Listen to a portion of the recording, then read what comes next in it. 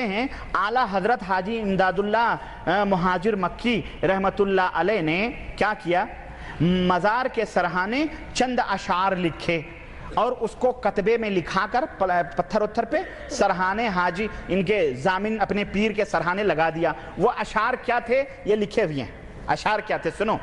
کہتے ہیں شہر جھنجھانا ہے ایک جائے خدا، مسکن و ماوا ہے جس جا آپ کا، بہرحال لمبا ہے۔ کہتے ہیں پاس اس مرقد کے قبلہ رخ نبی، پاس اس مرقد کے قبلہ رخ نبی ہے زیارت گاہ میرے پیر کی، اس جگہ ہے مرقد پاک جناب، سر جھکاتے ہیں جہاں شیخ و شباب۔ جتنے بڈھے اور جوان ہیں ہمارے پیر کے قبر کے سامنے جا کے کیا کرتے ہیں؟ سر جھکاتے ہیں۔ ممتا گپتا نے کچھ دن پہلے بی بی سی لندن میں زین العابدین صاحب جو 26ویں پیڑھی پر خواجہ معین الدین چشتی کے ہیں، اس سے یہی انٹرویو میں کہا کہ وہاں پہ جا کے ہم نے دیکھا ہے لوگ ماتھا ٹیکتے ہیں وہاں، تو پھر تو یہ اس کے اندر بت پرستی کی بو نہیں آتی؟ تو کہا نہیں، یہ تو ایسے ہی ہے جیسے گرو دکشنا لیتے ہیں، ہندو لوگ اپنے گروؤں اور سادھوؤں کے پیروں کو چھوتے ہیں، گرو دکشنا لیتے ہیں، ایسے بھی ہم لوگ جا کے مزاروں کو گرو دکشنا لیتے ہیں، وہاں بھی جا کے سروں کو جھکاتے ہیں۔ یہ دیکھیں کس طرح سے وہاں میرے پاس وہ ریکارڈ موجود ہے اور لوگوں نے سنا ہوگا۔ B B C London Mamta Gupta بہت چبھتے ہوئے سوالات کرتی ہے اور لا کے اینڈ پہ چھوڑتی ہے اس طرح سے، شیعہ تک انہوں نے کہلوایا یہ شیعہ ہے، کہلوایا ہے اس نے، اور وہ سے ریکارڈنگ موجود ہے، میں دکھاؤں گا۔ سنو، کہتے ہیں جس کو ہو، اب یہ سنو، یہ کفر سنو، یہ کفر، تم کہتے ہو نا کہ یہ تو کفر و شرک سے ڈانڈے کہاں ملتے ہیں، سنو، جس کو ہو شوق دیدار خدا، جس کو ہووے شوق دیدار خدا، ان کے مرقد کی زیارت کو وہ جا۔ استغفر اللہ۔ یہ تبلیغی جماعت کے سرخیل برکت العصر یہ لکھا ہوا ہے۔ اللہ ایسی برکت سے امت کو محفوظ رکھے۔ یہ برکت ہے، یہ برکت ہے، یہ کفر برکت ہے؟ یہ برکت تو اچھی چیزیں ہوتی ہیں، یہ کفر تو سنو، کہتے ہیں کہ یعنی پیرو مرشدو مولا میرے حضرت نور محمد نیک پہ، اعتقاد دل سے جو جائیں وہاں، اعتقاد دل سے جو جائے وہاں، اس پہ سب اسرار باطن ہو عیاں، جتنے بھی راز کی چیزیں ہیں سب کھل جائیں، اور دیکھتے ہی، سنو یہ سنو، دیکھتے ہی اس کے مجھ کو ہے یقین، اس کو ہو دیدار رب العالمین۔ استغفر اللہ۔ یہ میری کتاب نہیں ہے، مجھے کیوں الزام دیتے ہو؟ مجھے الزام مت دو۔ بسم اللہ الرحمن الرحیم۔ حاجی امداد اللہ مہاجر مکی رحمۃ اللہ علیہ نے ایک رسالہ لکھا ہے، غذائے روح۔ یہ رسالہ بہت سے اشعار کا مجموعہ ہے۔ اس رسالے میں حمد بھی ہے، نعت بھی ہے، صحابہ کے مناقب پر بھی اشعار ہیں۔ اس کے علاوہ نور محمد جھنجھانوی رحمۃ اللہ علیہ کی منقبت پر بھی اشعار ہیں۔ یہ رسالہ کلیات امدادیہ میں بھی پایا جاتا ہے۔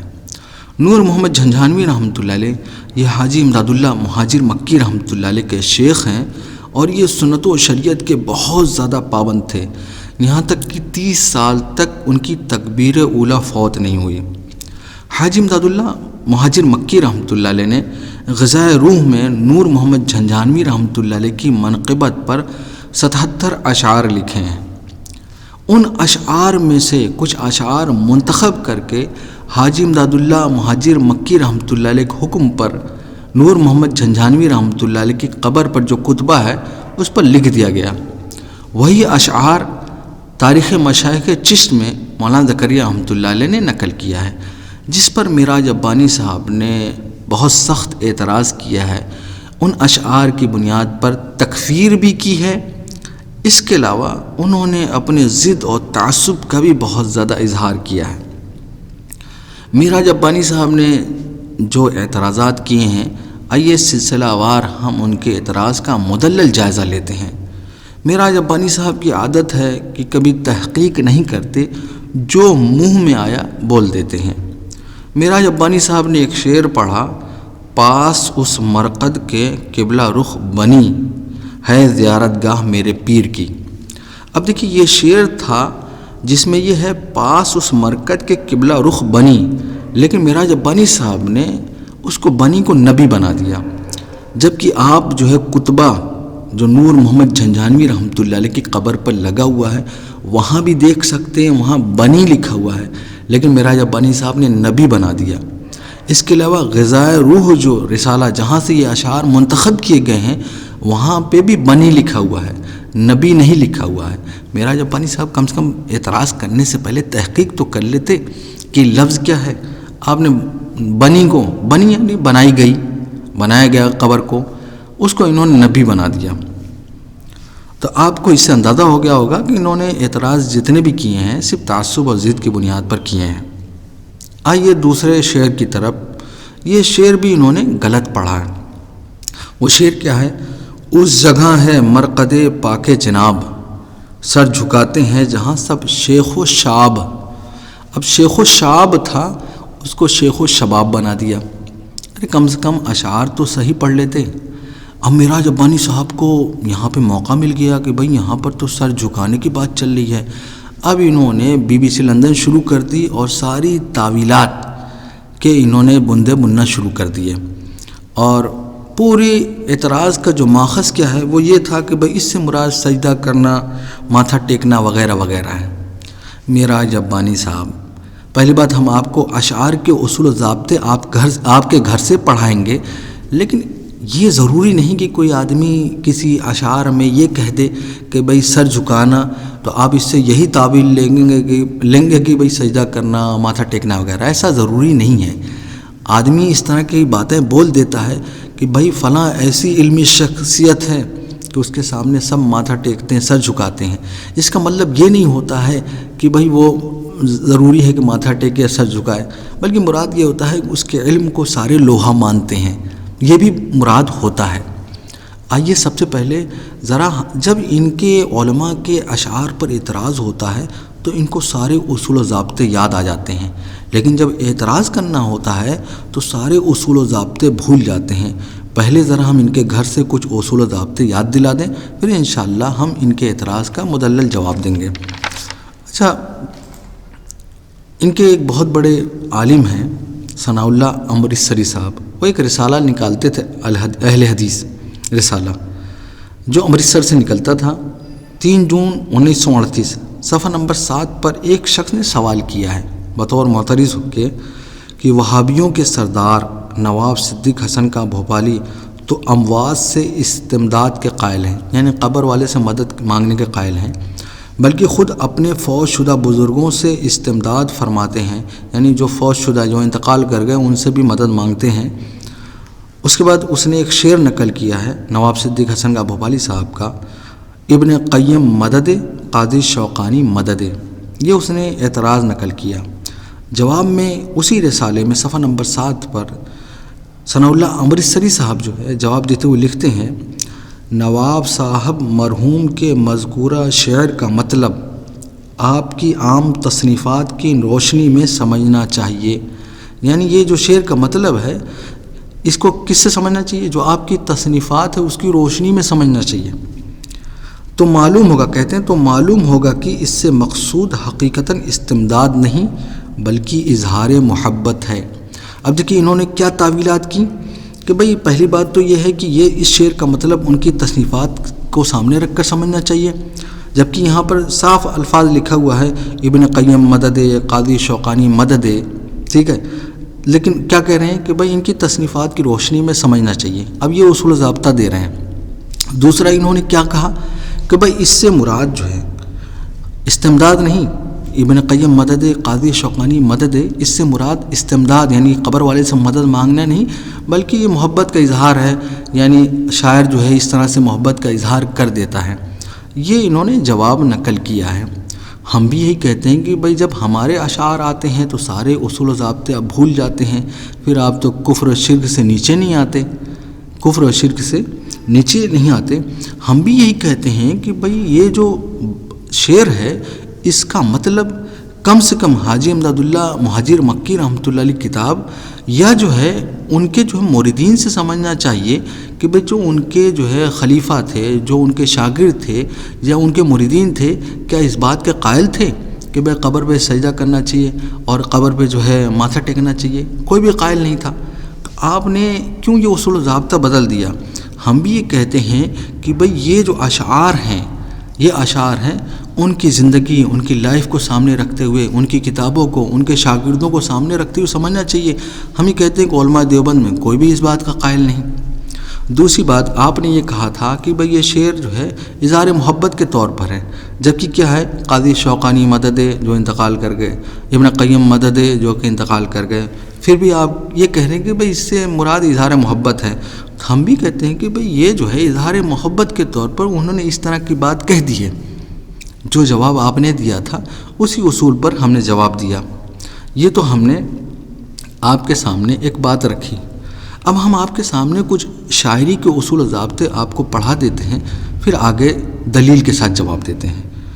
علامہ اقبال رحمۃ اللہ علیہ کا ایک شعر تھا جس پر ایک شخص نے ثناء اللہ مدنی صاحب سے سوال کیا تھا کہ بھئی یہ جو ہے شعر ہے، اس میں جو ہے یعنی یہ بات تو نہیں پائی جاتی۔ ایک شعر پیش کیا گیا، میں اسکرین لگا دوں گا۔ تو ثناء اللہ مدنی صاحب نے جواب دیا علامہ اقبال رحمۃ اللہ علیہ کے اشعار کے سلسلے میں کہ وہ شاعر کا مقصود محض مبالغہ ہے، یعنی یہاں پر انہوں نے مبالغے سے کام لیا ہے۔ ٹھیک ہے، فتاوی ثنائیہ مدنیہ ثناء اللہ مدنی صاحب، جلد نمبر 3 صفحہ نمبر 628۔ ہم یہ کہتے ہیں کہ بھئی اشعار میں اس طرح کے شاعر جو ہے مبالغے سے کام لے لیتے ہیں۔ اگر یہاں پہ بھی انہوں نے مبالغے سے کام لے لیا تو اس میں حرج کیا ہے؟ آئیے خود ہم حاجی امداد اللہ مہاجر مکی رحمۃ اللہ علیہ سے بھی اس کا جواب دے دیتے ہیں۔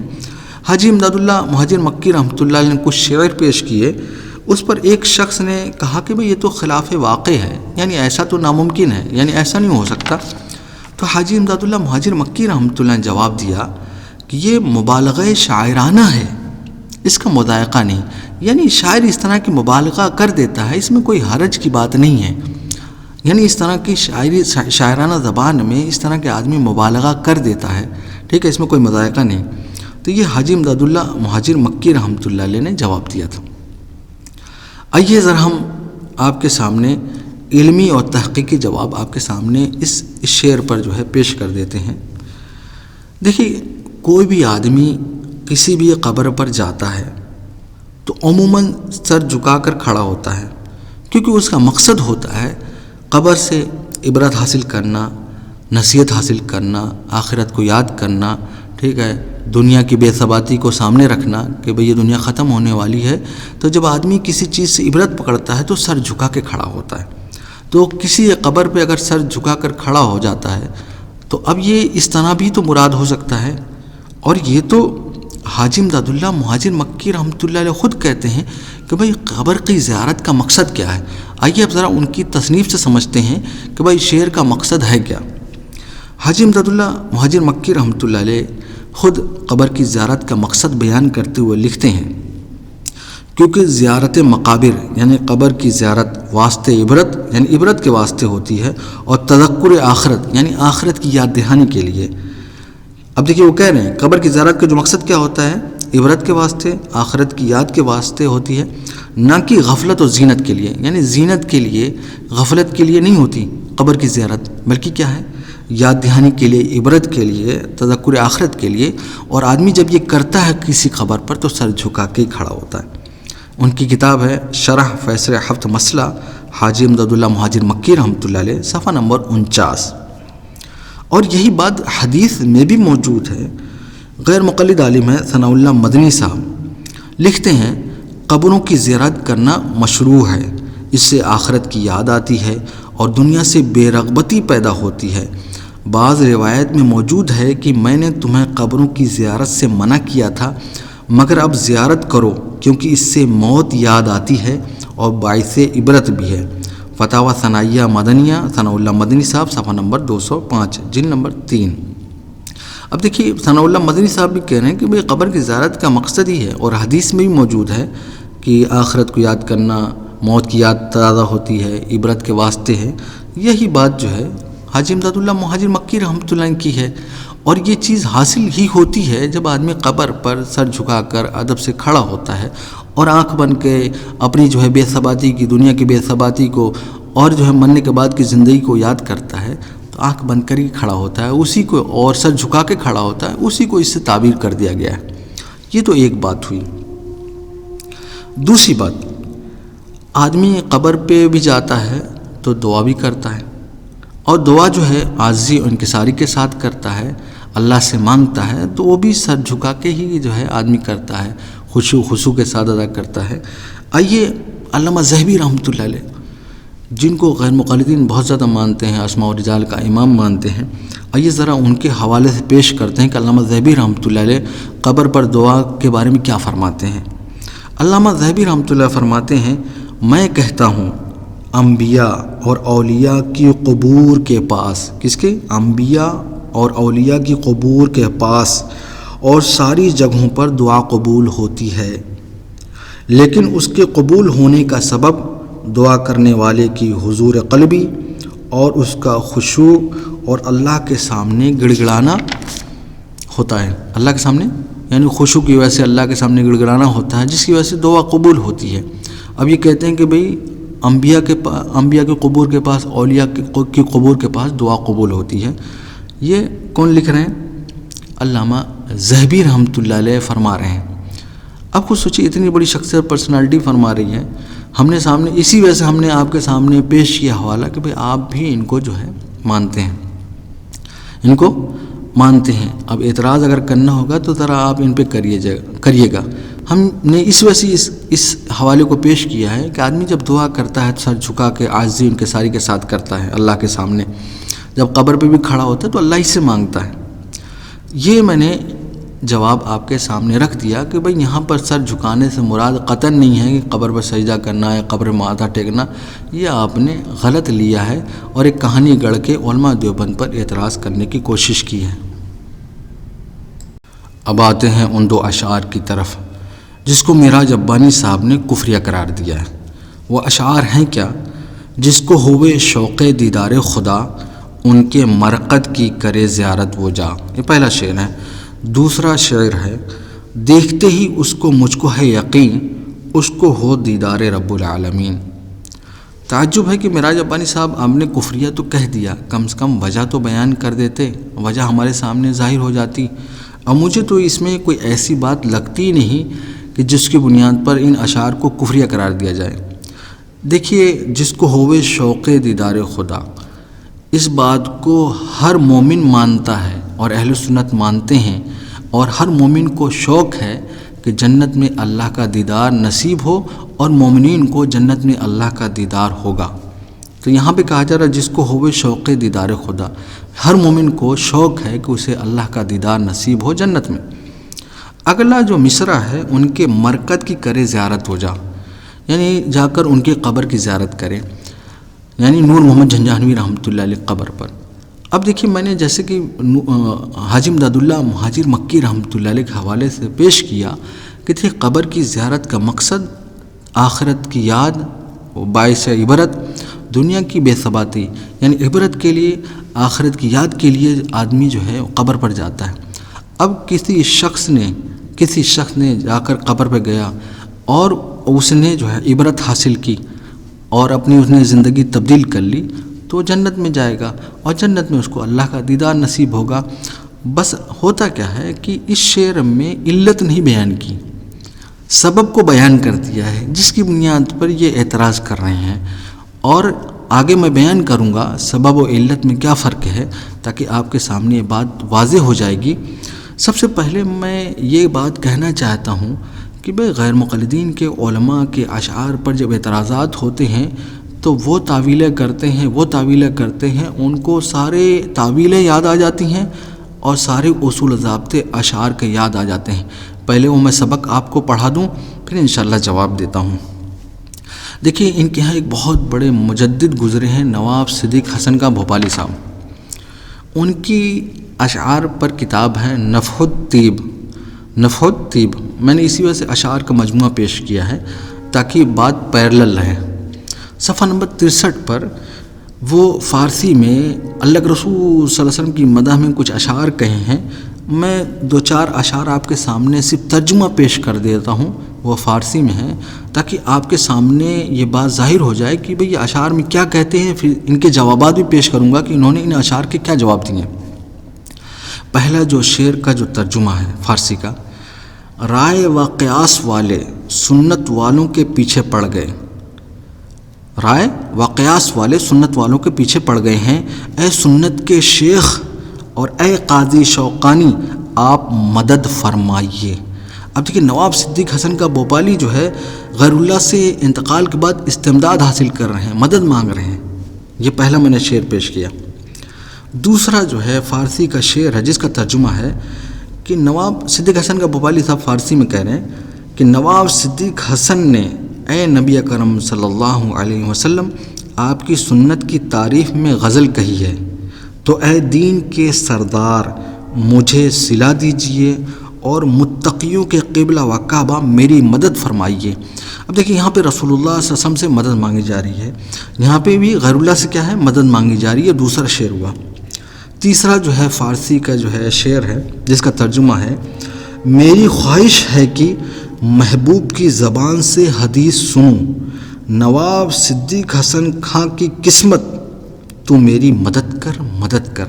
اب دیکھیں یہاں پر نواب صدیق حسن خاں صاحب جو ہے کس سے مانگ رہے ہیں؟ اپنی قسمت سے مدد مانگ رہے ہیں، قسمت سے مدد مانگ رہے ہیں، یعنی یہاں بھی غیر اللہ سے کیا ہے مدد مانگی جا رہی ہے۔ فارسی کا چوتھا شعر جو ہے نفوتیب ہی کا ہے، صفحہ نمبر 56 پر۔ ترجمہ میں شاہ رسالت صلی اللہ علیہ وسلم اور ان کی شوقت کی قسم کھا کر کہتا ہوں۔ کن کی قسم؟ شاہ رسالت صلی اللہ علیہ وسلم یعنی رسول اللہ صلی اللہ علیہ وسلم کی، اور ان کی شوقت کی قسم کھا کر کہتا ہوں کہ میرے سر میں ان کی سنت کے شوق کے علاوہ اور کوئی شوق نہیں ہے۔ اب دیکھیں یہاں پر غیر اللہ کی قسم کھائی جا رہی ہے۔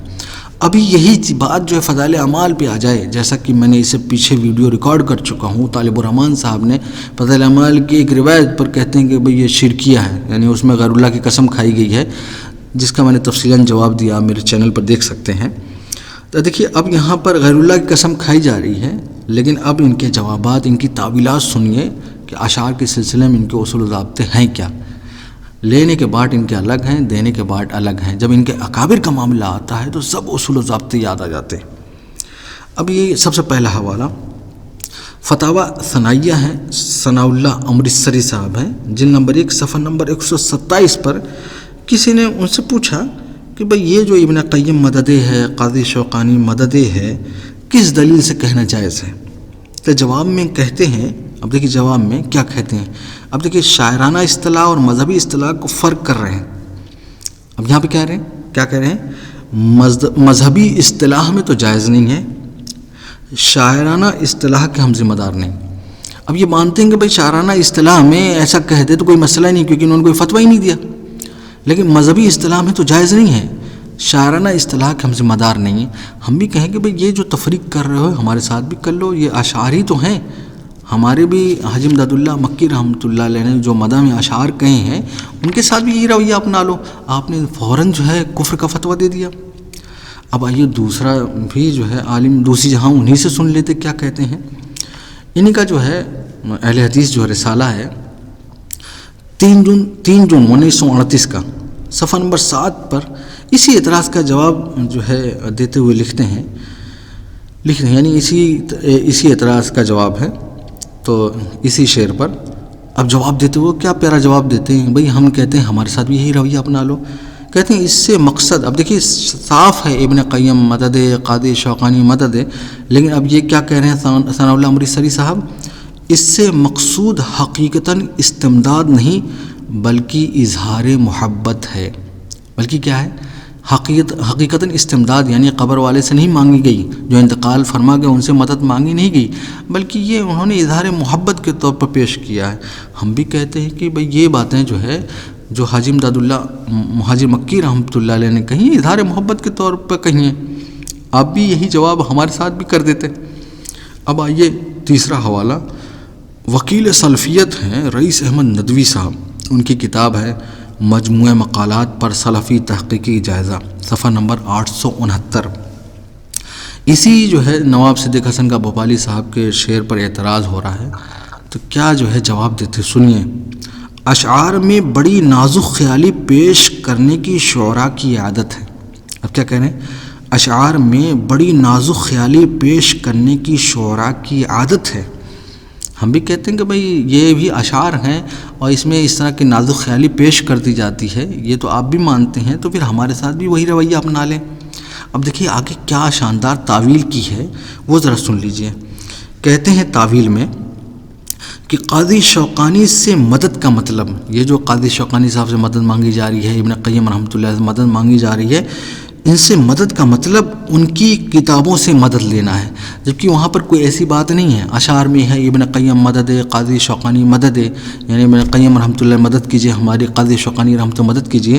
لیکن اب یہ تعویل میں کیا کہہ رہے ہیں کہ قاضی شوقانی رحمۃ اللہ علیہ سے جو مدد مانگی جا رہی ہے اس کا مطلب ہے ان کی کتابوں سے مدد لینا ہے. ٹھیک ہے. اب یہ دیکھیے یہ تعویلات انہوں نے کی ہیں. ہم بھی یہی کہتے ہیں کہ بھئی یہاں پر جو دیدار کی بات ہو رہی ہے، خدا کے دیدار کی بات ہو رہی ہے، یہ آخرت میں دیدار کی بات ہو رہی ہے. ٹھیک ہے. آخرت میں دیدار نصیب ہوگا. جو ان کے قبر کو زیارت کو جائے گا اس کو تذکر حاصل ہوگا، آخرت کی یاد آئے گی، عبرت پکڑے گا تو وہ دین پر چلے گا تو اسے آخرت میں دیدار نصیب ہوگا. یہاں پہ آخرت کی بات چل رہی ہے. جیسے آپ نے کتاب اس میں ڈال دی کہ بھئی کتاب سے مدد لینا ہے، ہم بھی کہتے ہیں کہ بھئی اس سے مراد یہاں پر یہ ہے. یہ ہم نے جو ہے ان کے اصول و ضابطے پر ہم نے بیان کیا. اب آتے ہیں تھوڑا اشعار کے مطلب کی طرف. یہ جو شعر کہا گیا ہے، جس کو ہوئے شوق دیدار خدا ان کے مرقد کی کرے زیارت وہ جا. دیکھیے اہل سنت جیسا کہ میں نے بیان کیا اس بات پر متفق ہیں کہ جنت میں مومنین کو اللہ کا دیدار ہوگا، اور ہر مومن کو اس بات کا شوق ہے کہ اللہ کا دیدار اس کو نصیب ہو. اور یہ بات اہل علم کی بات کر رہا ہوں. دیکھیے اب میں آتا ہوں اہل علم کی طرف. اہل علم اس بات کو جانتے ہیں. کبھی کبھی جو نتائج حاصل ہوتے ہیں نا تو ان کو علت کی طرف لوٹا دیا جاتا ہے کہ بھئی آدمی علت بیان کر دیتا ہے، اور کبھی کبھی جو نتائج حاصل ہوتے ہیں آدمی اس نتائج کو سبب کی طرف لوٹا دیتا ہے. اس شعر میں بھی جو ہے شاعر نے علت کی طرف جو ہے نہیں لوٹایا بلکہ سبب کی طرف اشارہ کر دیا ہے، جس کی بنیاد پر یہ لوگ دھوکہ دینے کی کوشش کرتے ہیں. جیسے میں آپ کے سامنے ایک بات رکھتا ہوں، کچھ مثالیں دیتا ہوں. جیسے میں کہوں کہ جس کو دیدار خدا کا شوق ہو وہ نماز پڑھے، یا ایسے میں کہوں کہ جس کو خدا کے دیدار کا شوق ہے اپنے والدین کی خدمت کرے، اپنے والدین کی خدمت کرے جس کو دیدار خدا کا شوق ہے. اب دیکھیے جو آدمی، اب یہاں اس سے مراد نہیں کہ دنیا میں دیدار کی بات چل رہی ہے بلکہ آخرت میں اسے دیدار نصیب ہوگا جو آدمی کیا ہے ماں باپ کی خدمت کرے گا یا نماز پڑھے گا. ایسے اس شعر میں بھی کہا گیا جس کو دیدار خدا کا شوق ہے، یعنی جو چاہتا ہے کہ بھئی اسے اللہ کا دیدار نصیب ہو آخرت میں، اسے چاہیے کہ کیا ہے کہ قبر کی زیارت کرے. نور محمد جھنجھانوی رحمۃ اللہ علیہ کی مقصد کیا ہے؟ تاکہ آخرت کی یاد آئے، عبرت پکڑے اور اپنی زندگی کو سنوار لے کہ بھئی اصل زندگی آخرت کی ہے. اور جو آدمی ایسا کرے گا یقیناً جو ہے اسے اللہ کا دیدار جو نصیب ہوگا جنت میں. بس یہی فرق کیا ہے کہ علت بیان نہیں کی. علت کیا تھی؟ علت کیا ہے؟ آدمی جو ہے قبر کی زیارت کرتا ہے، اس کی علت کیا ہے؟ آدمی کیا ہے؟ عبرت پکڑے، آخرت کو یاد کرے، اپنی موت کو یاد کرے، یہ علت. لیکن کیا ہے سبب؟ کیا ہے؟ قبر ہے، قبر پہ گیا ہے. بس یہ ہے کہ حاجی امداد اللہ مکی رحمۃ اللہ علیہ نے اس میں سبب کی طرف اشارہ کر دیا ہے. یہی فرق ہے. تو ایسا نہیں ہے کہ بھئی وہ اس بات کا قائل ہیں کہ بھئی جو آدمی جو ہے قبر کی زیارت کرے گا تو جو ہے نعوذ باللہ من ذالک یہ صاحب قبر جو اللہ ہو گئے. یہ سو سراسر جو ہے جہالت کی بات ہے جیسا آپ سمجھ رہے ہیں. تو دیکھیے اس کا مطلب جو ہے میں نے آپ کو سمجھا دیا. ایک اور پیرائے میں آپ کو سمجھانے کی کوشش کرتا ہوں. اس طرح اس شعر میں بھی جو دیدار خدا کا شوق رکھتا ہے وہ نور محمد جھنجھانوی رحمۃ اللہ قبر کی زیارت کرے. یہ شعر کا مطلب میں سمجھا رہا ہوں. اب اس میں کفر کیا ہے؟ بھئی یہی تو کہا گیا اس شعر میں کہ جو دیدار خدا کا شوق رکھتا ہے وہ نور محمد جھنجھانوی رحمۃ اللہ قبر کی زیارت کرے. اب اس میں جو ہے کفر کیا سمجھ سے بالاتر ہے؟ قبر کی زیارت کی علت کیا ہے؟ حاجی صاحب رحمۃ اللہ علیہ نے تو بیان ہی کر دی ہے، جیسا کہ میں نے پیچھے حوالہ بھی دیا ہے. حاجی امداد اللہ رحمۃ اللہ فرماتے ہیں کیونکہ زیارت مقابر آخرت کی یاد اور عبرت کے لیے. میں قبر کی زیارت کیوں کی جاتی ہے؟ آخرت کی یاد اور عبرت کے لیے. شرح فیصلہ ہفت مسئلہ حاجی امداد اللہ مہاجر مکی رحمۃ اللہ علیہ صفحہ نمبر 49. اب دیکھیں اس کا نتیجہ، حاصل نتیجہ کیا ہوا؟ جس نے نور محمد جھنجھانوی رحمۃ اللہ علیہ قبر کی زیارت کر لی آخرت کی یاد کے لیے اور عبرت کے لیے تو اسے آخرت میں کوئی خدا کا دیدار ہو. اس میں بعید کیا ہے؟ بھئی ایک آدمی عبرت پکڑ لی، اسے دیدار جو ہے اللہ کا ہو جائے گا کیونکہ اس نے اپنی زندگی سنوار لی، آخرت کی تیاری کر لی. دیکھیے یہ جو میں نے پہلے شعر کا مطلب پیش کیا، اور دوسرا جو شعر ہے جو دیکھتے ہی اس کو مجھ کو ہے یقین اس کو ہو دیدار رب العالمین. ٹھیک ہے. اب اس کا جو مطلب ہے کہ حاجی امداد اللہ مہاجر مکی رحمۃ اللہ علیہ فرماتے ہیں مجھ کو اس بات پر یقین ہے جو نور محمد جھنجھانوی رحمۃ اللہ علیہ قبر کی زیارت کرے گا اس کو آخرت میں اللہ کا دیدار نصیب ہوگا. یہ تو پہلا مطلب ہوا. دوسرا اس کا مطلب یہ بھی ہو سکتا ہے کہ جو دوسرا مصرع ہے کہ اس کو ہو دیدار رب العالمین، یہ دعائیہ کلمہ بھی ہو سکتا ہے کہ حاجی امداد اللہ مہاجر مکی رحمۃ اللہ علیہ ان لوگوں کے لیے دعا کر رہے ہیں کہ ان لوگوں کو اللہ کی زیارت نصیب ہو آخرت میں جو ان کی قبر کی زیارت کو جاتے ہیں، اور یہ دعائیہ کلمہ بھی ہو سکتا ہے. باقی اگر معراج ربانی صاحب اور ان کے جو اندھے مقلدین یا غیر مقلدین ان اشعار پر کفر کا فتویٰ لگاتے ہیں اور اس بنیاد پر لگاتے ہیں کہ جو یہاں پہ جو ہے یہ کہا جس کو دیدار خدا کا شوق ہو ان کے قبر کی زیارت کو جائے، تو آئیے ذرا میں ان کے سامنے کچھ ایسے حوالے جات پیش کر دوں کہ ذرا اپنے شیخ الاسلام ابن تیمیہ رحمۃ اللہ علیہ پر بھی کچھ فتویٰ لگا دیں. ہمت ہے ذرا. آئیے ابن تیمیہ رحمۃ اللہ علیہ کا حوالہ ہم آپ کے سامنے پیش کرتے ہیں. شیخ الاسلام ابن تیمیہ رحمۃ اللہ علیہ فرماتے ہیں وہ مشاہدات جو بعض عارفین کو بیداری کی حالت میں حاصل ہوتے ہیں، جیسے ابن عمر رضی اللہ تعالی عنہ سے جب ابن زبیر رضی اللہ تعالی عنہ نے طواف کے دوران اپنی بیٹی کی منگنی کی بات کی تو ابن عمر رضی اللہ تعالی عنہ نے فرمایا کہ تم مجھ سے عورتوں کے بارے میں بات کرتے ہو اور ہم تو اپنے طواف میں اللہ کی زیارت کرتے ہیں. کیا کہتے ہیں؟ ہم تو اپنے طواف میں اللہ کی زیارت کرتے ہیں. یہ ابن تیمیہ رحمۃ اللہ علیہ نقل کر رہے ہیں. کس میں نقل کر رہے ہیں؟ کس میں زیارت کر رہے ہیں اللہ کی؟ طواف میں. اب ذرا ہمت ہے تو ذرا فتویٰ تو لگا دیجئے ابن تیمیہ رحمۃ اللہ علیہ پر. حوالہ کے لیے دیکھیے مجموع الفتاویٰ ابن تیمیہ رحمۃ اللہ علیہ، وفات 728 ہجری، جلد نمبر 5 صفحہ نمبر 251. یہ تو طواف میں اللہ کے دیدار کی بات کر رہے ہیں. آئیے میں ذرا پیرلل میں ابن تیمیہ رحمۃ اللہ علیہ کا شعر بھی پیش کر دوں جو انہوں نے نقل کیا ہے اپنے فتاویٰ میں، ذرا ان پر بھی فتویٰ لگا دو. ابن تیمیہ رحمۃ اللہ علیہ نے کچھ اشعار نقل کیے ہیں. اپنے شیخ الاسلام ابن تیمیہ رحمۃ اللہ اپنی کتاب مجموع الفتاویٰ میں ایک جہاں کچھ اشعار ذکر کیے ہیں جن میں شعر کے آخری مصرع کا ترجمہ یہ ہے، جو شعر کے آخری مصرع کا ترجمہ صرف میں پیش کر رہا ہوں. اور ارباب التجلی کے دلوں کی صفائی میں اللہ تعالی نظر آتے ہیں. کون نظر آتا ہے؟ یہ شعر کا ترجمہ پیش کر رہا ہوں. اور ارباب التجلی کے دلوں کی صفائی میں اللہ تعالی نظر آتے ہیں. اب ذرا معراج ربانی صاحب ہمت ہے تو ابن تیمیہ رحمۃ اللہ علیہ پر بھی فتویٰ لگا دو.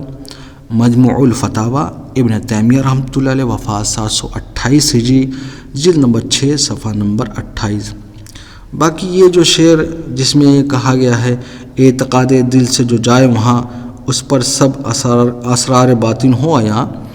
بھئی جب آدمی کوئی پختہ یقین کے ساتھ اس قبر پر آخرت کی یاد تذکر کے لیے، فکر آخرت کے لیے جائے گا اور اس کے سامنے یہ بات ظاہر ہو جائے گی، یعنی اسرار باطن، یعنی اس کے باطنی اسرار کھل جائیں گے کہ بھئی یہ دنیا فانی ہے اور یہ جو ہے موت کے بعد جو ہے ایک زندگی آنے والی ہے جو اصل زندگی ہے. جو اس پر یہ کھل جائے گا تو خود بخود جو ہے اس کے اندر کیا ہوگا؟